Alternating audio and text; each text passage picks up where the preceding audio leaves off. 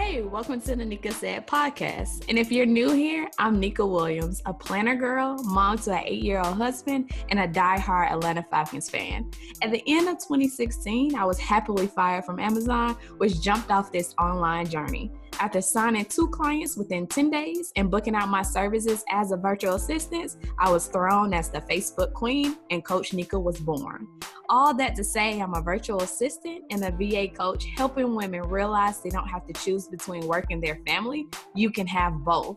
And if you're looking for financial freedom while also having family focus, this is the podcast for you. You'll learn how to grow a business that fits into your personal life and not the other way around. Hey everybody, thank you so much for coming back for another episode on the Neka Said podcast. And today we're going to talk all about ideal client. I know you've heard it so many times, people, when you're starting your online business, everyone is like, you need to know your ideal client. Who is your ideal client? That's how you're going to reach those people. And I know for me in the beginning, I was like, what the heck is an ideal client? Like I wanted to serve all the people. And so me honing down or pinpointing or niching down until I found out who my ideal client and my dream client was, that was the biggest way I started to actually make more money. I think that's like the biggest mistake a lot of people make is they think that if they niche down or if they pinpoint exactly who they serve, that they're counting out so many different people. And so they are losing out or leaving a lot of money on the table. And it actually works the opposite. And so once I identified my ideal client to a T, that's when I started making more money. Content was easier to make, and a lot of people start coming to me asking for my services. And so we're going to talk about a little bit of what is an ideal client, why do you need to know who your ideal client, and how do you actually identify your ideal client. So let's talk about a little bit of what exactly is an ideal client.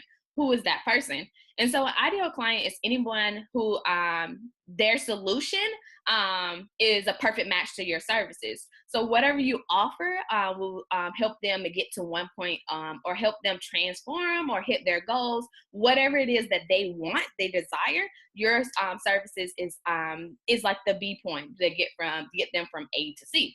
And so that's why we kind of need to know what is our ideal client so we can know who best fits our services.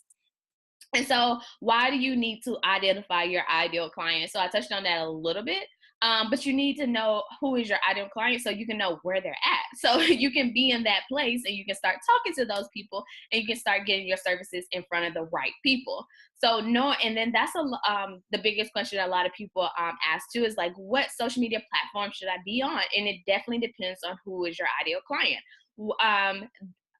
Teenager girls may not be on LinkedIn like that. So it depends on who are you marketing to. If you're marketing to a lot of professionals, executives, then LinkedIn is your thing. If you're marketing to a lot of older people, of course, a lot of people say Facebook is that, so 30 up. And then Instagram is very good for product-based services. So if your clients need to see your actual products or services, then Instagram will be the best place to be. So we need to know who our ideal client so we can be where they're at all times to get our product, services, whatever it is, in front of those people. And then it's also so easy to make sales once you know your ideal client. So the number one way is I convert my potential clients into paying clients is by talking to their pain points and their desires. And so I wouldn't know what their pain points or desires are if I didn't know who my ideal client. Those vary from person to person. So we have to kind of identify who we're talking to so we can let them know or emphasize exactly how our services can serve them, help them get to their next step or their next big goal, whatever it is. So you need to know exactly what they're struggling with so you can talk to them about those struggles and how your services can actually get them overcome those struggles, and how they can help them, how your services can help them get to wherever they need to be. So that's another reason why you need to identify your ideal client so you can know those things when you're talking to them on discovery calls or in content. And that leads me into my next point is it's so much easier to create content once you know who your ideal client is. So a lot of people are like, I don't know what to post. And it all comes down to what are your clients looking for? What are they struggling with? What do they want? What kind of solution do they want? What kind of goals do they have? And so once you know those things about your ideal client, it's easier to create that content because you know they're struggling with this. So you can drop tips and advice, give suggestions on this thing. You know what they want. Maybe they want to travel. Maybe they have kids and they don't want to travel that much. They just want that freedom to be able to go to the baseball game or go to cheerleading practice instead of working on their business or whatever that is, whatever your service is. So you need to know exactly what your client wants. A lot of people want different things. So a lot of people may want to travel a lot. A lot of people may want to stay home and just spend more time with their kids. A lot of people may want to pay down debt. So you have to figure out what they're struggling with, what in their business do they need help with, and why do they want that help? I think a lot of people miss that point. They say, okay, they need help with this, but look on the other end too. Exactly what are they desiring? So pain points and desires are really good. You need to pinpoint those for your ideal client. And then how do we actually identify who our ideal client is? I get this so much. So I have a couple of ways you can do this. So number one is definitely look at any kind of previous clients that you may have. Look at the one that you like the best. I definitely did this in the beginning because I work with three completely different female entrepreneurs. And I looked at which one I like working with the best and also which one use the services that I love offering the most. So I meshed those two together and I created my ideal client. And then I started marketing to those people in those type of businesses. So definitely look at your past clients and see who do you connect with the most.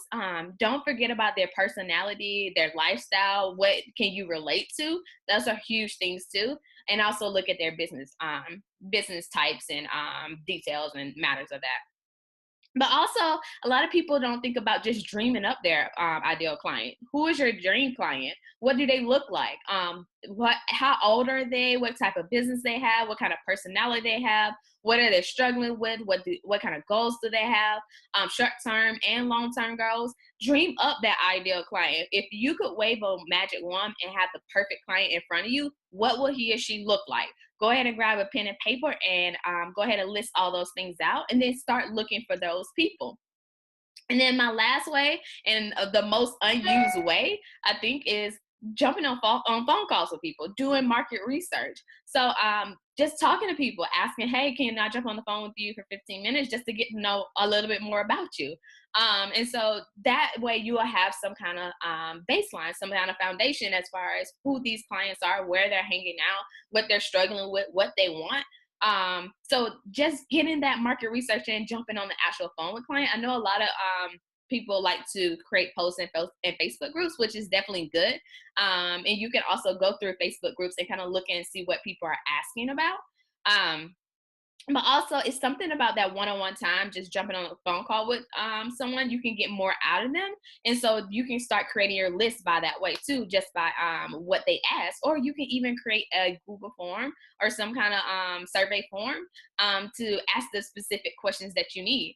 And that's the way you can kind of gather market research too and figure out who your ideal client and what do they need and want. So those are all things about your ideal client as far as what it is, why do you need to know what an ideal client is, and the most importantly, how to identify them. So make sure you let me know if you kind of test out these strategies and how it's working out for you. Go ahead and drop it into the create a post inside of the Virtual Assistant Club Facebook, and go ahead and let me know on Instagram at Coach Neka, or drop a comment in this video or on SoundCloud.